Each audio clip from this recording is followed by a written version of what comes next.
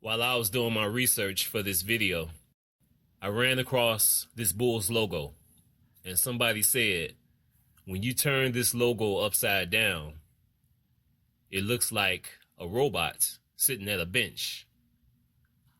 Wrong.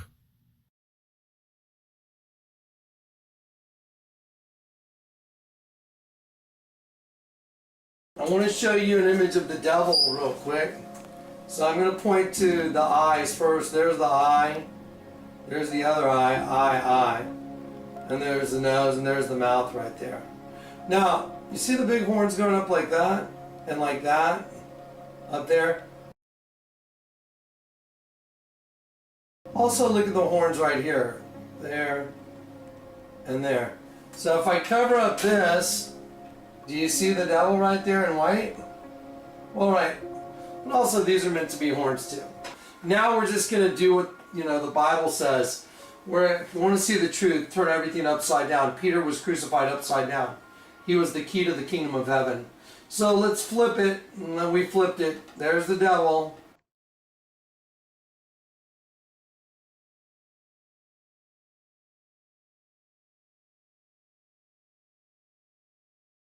I'm Alex Jones, and I'm a radio and television host based in Austin, Texas.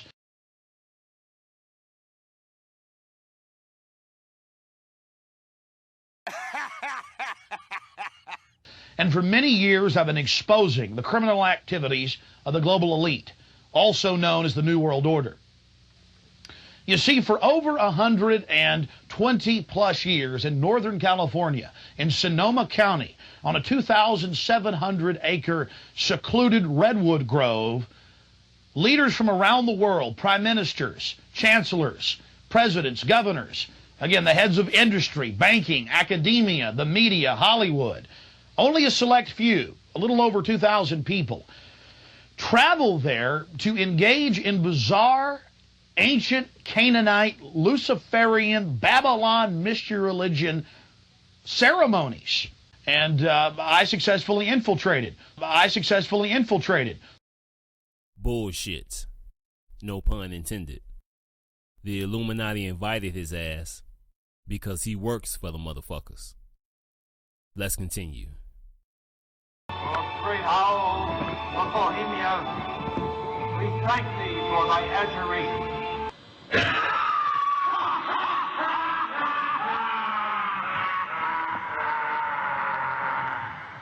Have you been there for the ceremony with the cremation of care? Frankly, I don't think that's something I need to talk to you about. Really? That's right. Well, I'm Alex Jones, and I snuck in there in 2000. I'm the guy that blew it wide open and got the video. It's been on national TV. Well, I disrespect you for that. You do? I do. But it's a lot of big public officials going in there. Don't we deserve to know? I don't know anything about you, and I don't know anything about your film. But if you go in there with an understanding, you violated that understanding by releasing that film, and I don't respect you for that. Really? But we have public officials. I'm sorry. You took an understanding when you went in there that you would not do that film. And did you have an understanding when you went in there? No. Did you crash it? Yes. Yeah, and it has no trespassing signs there too, doesn't it? No, they put them up after. Oh, I'm sorry. Just walked in. I'm sorry, sir. I've been there before. I know what the circumstances are, and I'm sorry you violated the understandings. That was not a gentlemanly thing to do. But what about the ritual? Is the ritual gentlemanly?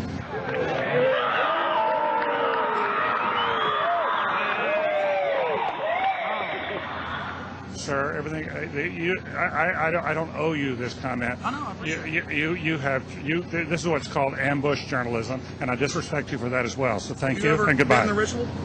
It's none of your damn business.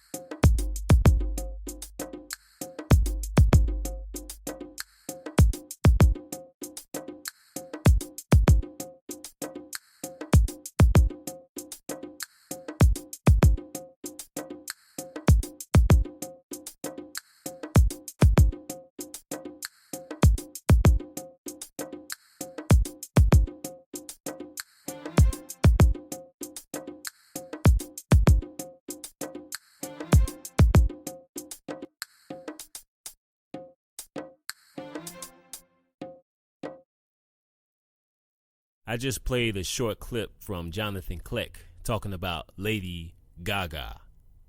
Days before Halloween in 2010, I had my epiphany about the Illuminati.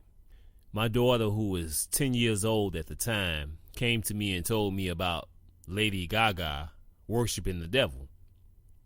Lady Gaga. Now, for those of you who don't know, the player Lord's real name is Michael. Now, here's the coincidence for your ass. When my nephew was a little kid, he couldn't pronounce my name. So when he tried to say my name, he would say Gaga. And to this day, some of these grown ass niggas in my family still call me Gaga. Ain't that a bitch? Anyway, let's continue the show. The Chicago Bulls. Yeah. The player Lord was a Chicago Bulls fan before Michael Jordan played for the Chicago Bulls. Damn, I'm getting old.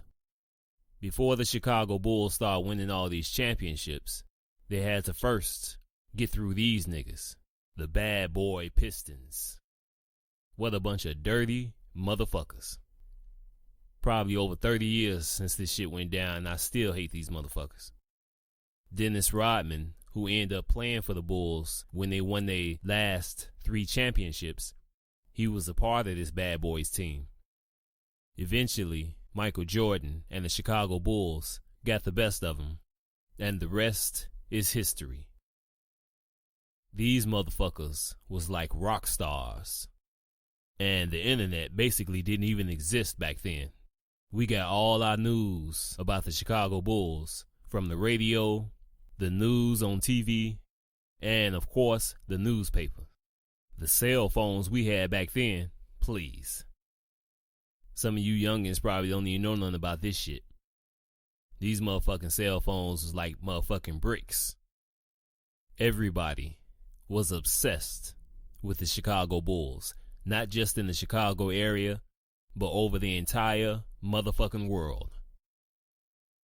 And the Chicago Bulls' success throughout all these years, winning all those championships, came with one hell of a price. The general manager at the time, Jerry Krause, was hated basically by everybody, especially Michael Jordan. Word is Michael Jordan talked about him right in his fucking face. He couldn't stand this motherfucker. Nobody could. He just passed away this year at the age of 77.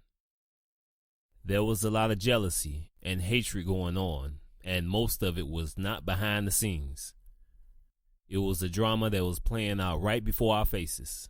But as time went on, more and more stories started to come out about what was really going on, because this shit was a whole lot worse than what we thought. And like I said, the Chicago Bulls had to pay a price for their success.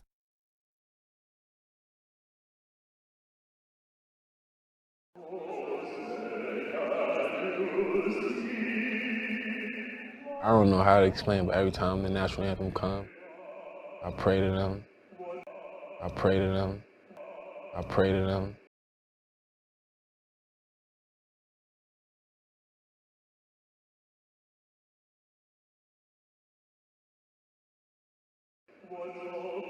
I get sentimental. I just tell them, be with me, guide me. This one's for y'all.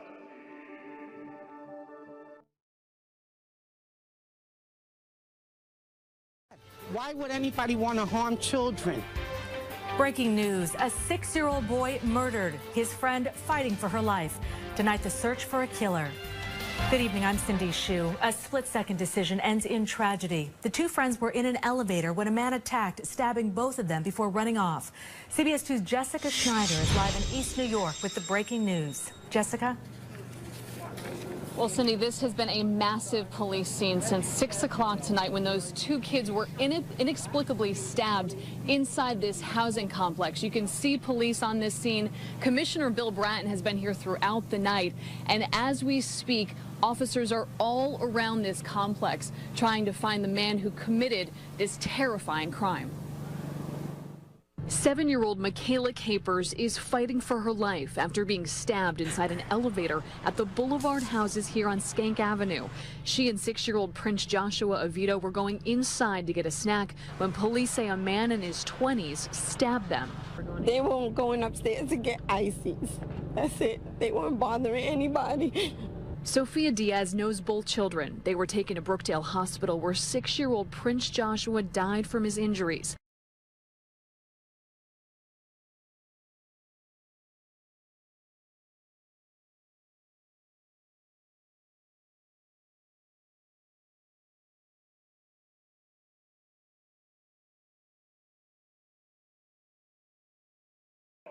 I pray to them. I pray to them. I'm going to talk about The Rock, Dwayne Johnson, just for a second, leading up to what I'm about to say about Michael Jordan. During The Rock's wrestling career, he ended up hosting Saturday Night Live, and once he went Hollywood, as people say, you started seeing clones of this nigga all over the place. Whenever you see a celebrity host Saturday Night Live, there shouldn't be no doubt in your mind that that person is a part of this satanic agenda. You not hosting Saturday Night Live unless you working for Satan. Now, back in the day, Michael Jordan hosted Saturday Night Live, and like they always do, they have to throw up their Illuminati signs. You see he got his hand shaped like a pyramid to let everybody know where he stands and who he's with. You know, like Donald Trump. If you want to know who these people are, just look at the people they hang with. Here's Michael Jordan hanging out with Jay-Z, Joe Camel, the greatest house nigga that ever picked up the microphone in the history of hip-hop. Thank you. And here you have Michael Jordan hanging out with Obama. Well, la-dee-da. Look at this shit. Man, this is awful. Just look at how Obama is looking at Michael Jordan. If that ain't the gayest shit I've ever seen. Lord have mercy. Now let me move on before I throw up. Many people don't know how powerful this motherfucker was. This ain't just about the money. It's about the influence, the deception, and working for Satan. This nigga was so famous, he generated $1 billion per year to the U.S. economy. One nigga generated $1 billion a year to the U.S. economy just for running up and down the court in his goddamn drawers. And this was before the internet, YouTube, and all that shit. No nigga in America is gonna have that type of power and influence unless you're working for Satan. And a blood sacrifice had to be provided. Now, some people believe that Michael Jordan's best friend drowning back in the day was the blood sacrifice. I wouldn't be surprised. These rituals with water is commonly known in the Illuminati world. Many celebrities over many years have taken photos being in a bathtub. Whitney Houston supposedly drowned in the bathtub. A day before this shit happened, her daughter almost drowned in the bathtub. A year or two later, on the anniversary of Whitney Houston's death, her daughter almost drowned in the bathtub again. What a coincidence. But one thing's for sure, Michael Jordan did sacrifice his dad. You want to be on this level, you can't just simply give up anybody. It's got to be somebody who's really, really close to you. Now, because Michael Jordan was so famous, everybody was getting paid off this nigga, including the people in the media. So, of course, they protected his ass big time. They did their best to stay away from the negative stories about him so they can keep getting paid off his ass. But there was always stories about Michael Jordan being addicted to gambling. And after his dad passed away, some people in the media said maybe Michael Jordan's dad was murdered because Michael Jordan couldn't pay off one of his gambling debts. Michael Jordan was so pissed off when they said that shit, he just flat out stopped talking to the media. Around this time when all this madness was going on, he was like, fuck this shit, and he decided to retire. Not long after this motherfucker was playing baseball. And everybody was like, oh my God, he's gone batshit. Now, he had already won 3 championships with the Chicago Bulls, and he eventually returned and won another championship. And after the game, when he went into the locker room, he dropped to the floor and started crying because he won that championship on Father's Day. Michael Jordan and the Chicago Bulls paid a price for their success. On the outside looking in, this is a great success story. And most NBA players wanted to play for the Chicago Bulls because the Chicago Bulls was the shit. They had the complete attention of the entire world. Not just Chicago, not just America. The world was obsessed with the Chicago Bulls. NBA players throughout the years would say they just hated when the Chicago Bulls would come to their hometown because damn near half the crowd would be cheering for the Chicago Bulls. So a lot of players wanted to play for the Bulls until they found out what was going on behind the scenes. Many NBA players who grew up watching Michael Jordan and Scottie Pippen, they loved these niggas. And Michael Jordan and Scottie Pippen didn't really hide how they felt about Jerry Krause, the general manager at the time. And it ain't just about him. It's all kinds of shit that was going on that I just don't have time to talk about. So when the Bulls was going through this phase of rebuilding the team, or at least trying to rebuild the team through free agency, Kevin Garnett, who played for the Minnesota Timberwolves, was on their radar. And in so many words, Kevin Garnett publicly said, look how they treat Michael Jordan and Scottie Pippen. I don't want to play for these niggas. Now, I'm paraphrasing, of course. But when he said that shit, the media and a lot of fans was like, uh-oh, how are we going to get a big-time free agent with this type of reputation? Everything went downhill from that point. There was big-time jealousy and hatred from teams all across the league, which pretty much still goes on today. More so hatred than jealousy because the Bulls ain't really doing shit. And the Bulls went into the dark ages, as they say. The things that went on behind the scenes that we found out about later, you know, like Michael Jordan punching Steve Kerr in his face. Something like that just happened recently with one of the Bulls players. And as you can clearly see, this nigga got issues as well. But these type of things, a fist fight, jealousy, not getting the contract you want, that shit was irrelevant compared to what was really going on. That type of success only comes from worshiping Satan. Remember, this ain't just about the players. The Bulls needed something to be relevant again. So, what did the Chicago Bulls owner, Jerry Reinsdorf, have to do? What did he have to do?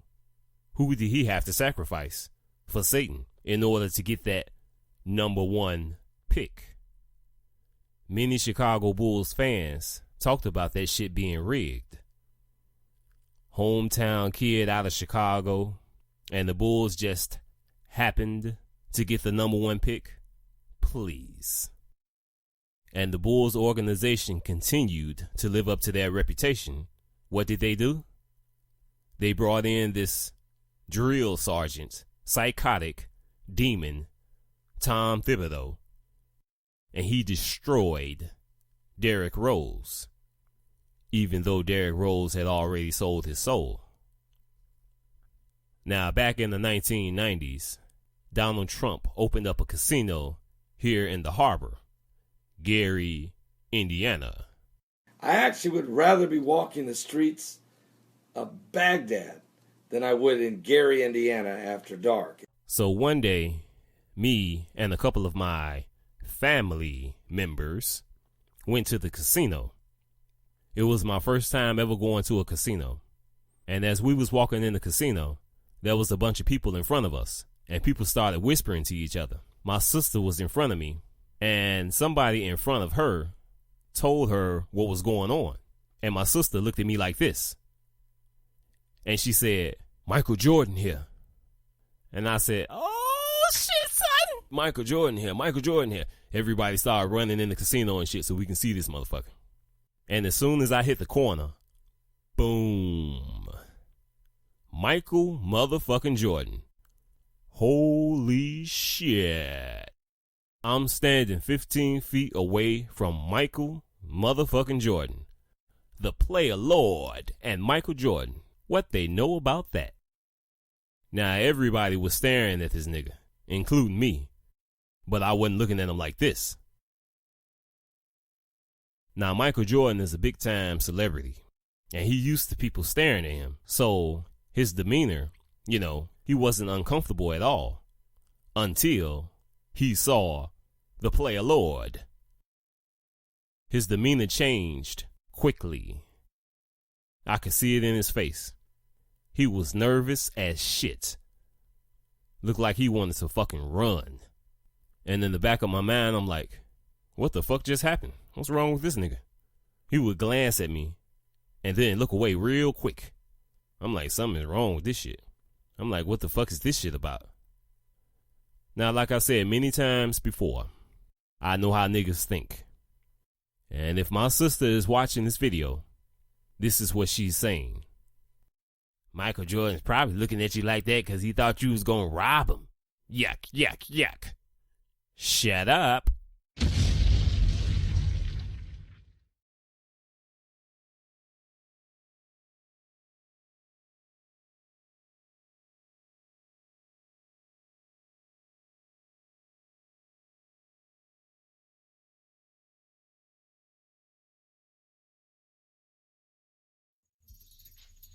Jesus, Yeshua, going through the same thing. I know y'all remember the story in the Gospels. When Jesus, at that time, he didn't want nobody to know who he was. And he walked up to that man who had all them demons in him and shit. Legion and shit. Nobody was supposed to know who Jesus was.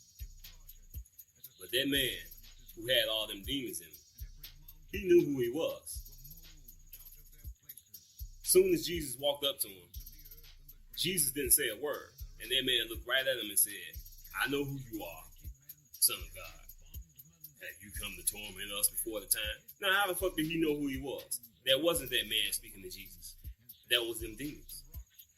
Because like I said before, these demons, these fallen angels, they don't have memory loss like we do. They know exactly who we are. These are people with demons within them. These motherfucking demons are looking at you through the eyes of these people. These motherfucking demons are looking at you through the eyes of these people.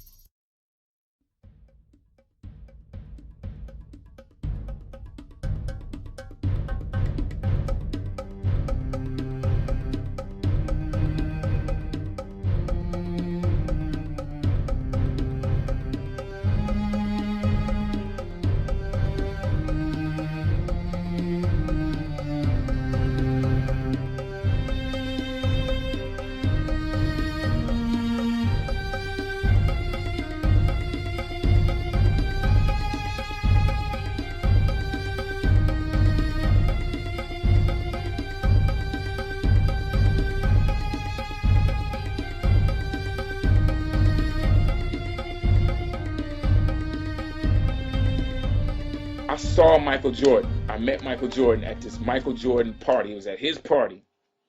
And I never, I know it's some rumors that I asked him for an autograph and he said no, or like, that's a lie. I saw Michael Jordan. I'm at a party and I don't ask nobody for nothing. I never do. I don't like when people overly do it to me. I had saw Michael Jordan taking pictures with girls. He was like, you know, and I ain't mad at it. He's taking pictures with people, you know what I'm saying? And he was taking pictures and he's just, and every now and then taking pictures, you know what I'm saying? So then later on, you know what I'm saying? I seen him and they was like, oh, there go Mike. And he was standing over there. He was with some of the Boston Celtics. He was with Spike Lee. He was with I don't know, some other people.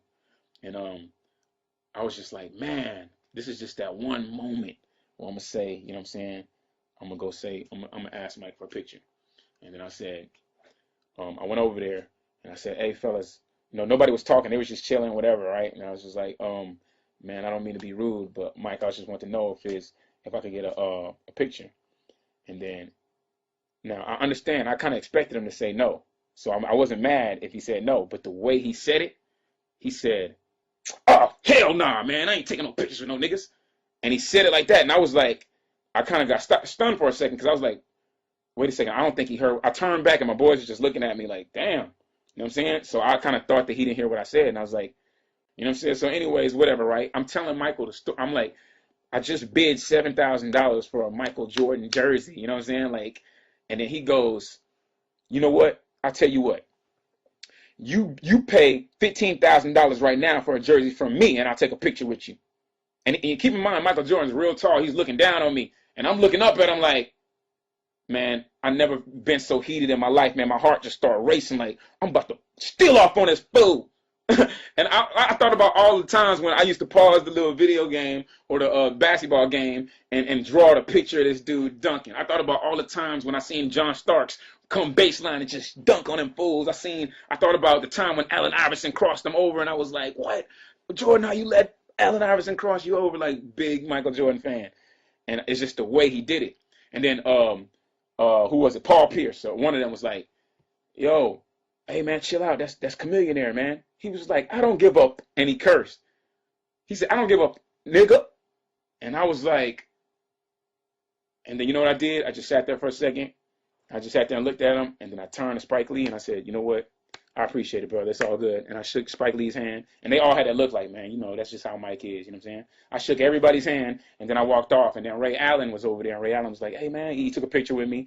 I guess they was kind of do it because they kind of felt kind of like a certain way or something. You know, I took a picture with Paul Pierce and everything, but it wasn't really even that big a deal. I expected him to say no. It's just the way he said it. It was the most rudest. I'm probably not even repeating it as mean as he said it. So after that, I was like, wow, man, this dude must really he must feel a certain way inside. He must feel a certain way inside where he just treat people like that.